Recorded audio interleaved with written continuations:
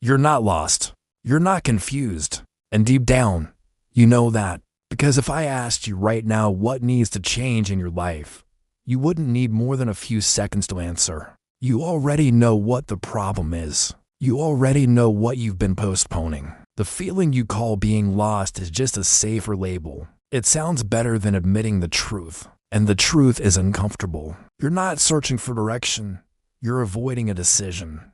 Most people don't get stuck because they lack options. They get stuck because every option they see comes with a cost. They don't want to pay it effort, discomfort, disappointment, responsibility. So instead of choosing, they freeze, and they call that state confusion. But confusion isn't the problem. Avoidance is. Here's how it usually looks. You think about changing your life, starting something, ending something, leaving a situation that no longer fits, and immediately, your mind begins negotiating. Maybe later. Now isn't the right time. I need to be more prepared.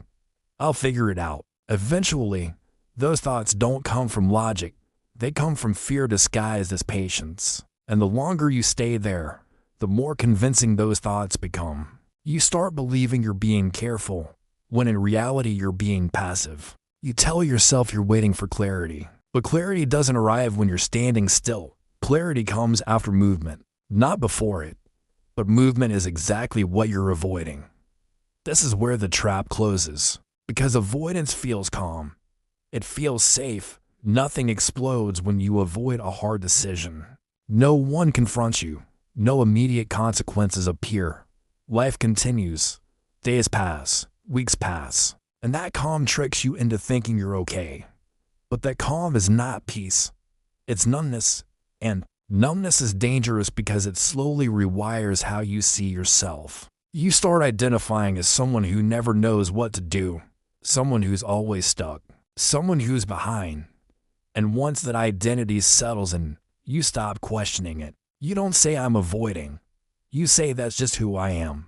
But that's not who you are. That's what avoidance has turned you into. Avoidance doesn't just delay progress. It drains confidence. Every time you don't act on what you know you should do, your mind registers that as evidence. Evidence that you can't be trusted. Evidence that you don't follow through. And over time, that evidence builds a quiet belief. I don't take myself seriously. And if you don't take yourself seriously, no one else will either. This is why so many people feel tired all the time without doing anything physically exhausting. It's not the workload. It's the mental friction of carrying unresolved decisions. Your mind is constantly holding open loops, conversations you haven't had, choices you haven't made, moves you haven't taken. The background noise never shuts off, and you feel it as fatigue. The worst part is that avoidance creates the illusion of time. You feel like you're still on your way, like things will change soon. But time doesn't care about your intentions. It only responds to action. And while you're waiting to feel ready, your life is quietly solidifying into something harder to escape. Look closely at your days. They probably feel similar. Same thoughts, same frustrations, same internal conversations, different calendar, same patterns. That's not coincidence. That's repetition. And repetition without interruption becomes a life. Now here's the part most people don't want to hear. You don't avoid change because you're weak. You avoid it because change threatens the version of you that feels familiar, even if that version is unhappy. Familiar pain feels safer than unfamiliar growth. At least you know how to survive here. At least you know what to expect. Your mind prefers predictability over improvement. That is why it fights you the moment you think about doing something that could actually move you forward. It doesn't ask, will this make you better? It asks, will this disrupt what we know? And if the answer is yes, it raises fear, doubt, and excuses instantly. This is why motivation doesn't save people.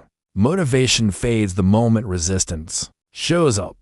What matters is whether you act despite not wanting to.